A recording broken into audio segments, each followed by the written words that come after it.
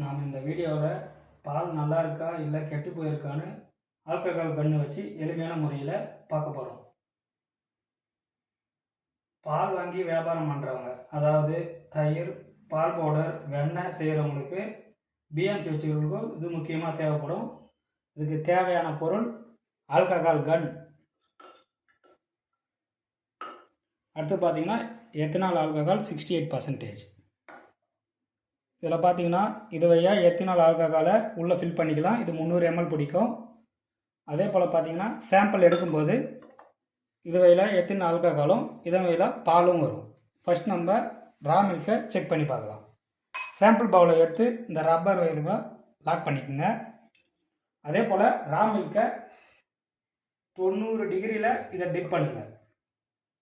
Tip பண்ணிவிட்டு இப்படி சாய்ச்சிங்கன்னா ரா மில்க்கும் ethanol ஆல்கஹாலும் collect ஆகிடும். இந்த சாம்பிள் எடுத்து மிக்ஸ் பண்ணி பார்த்தீங்கன்னா இந்த ரா மில்க்கு நல்லா இருக்கா இல்லை கெட்டு போயிருக்கான்னு செக் பண்ணிக்கலாம்.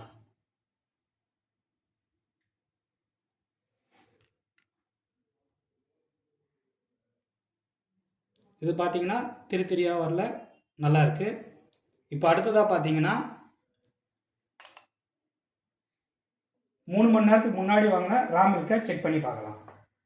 அதுவும் அதே போல் தான் 90 டிகிரி நேராக பாலில் டிப் பண்ணுங்க. சாய்ச்சிங்கன்னா பாலும் ஆல்கஹாலும் மிக்ஸ் ஆகிடும். மிக்ஸ் பண்ணிங்கன்னா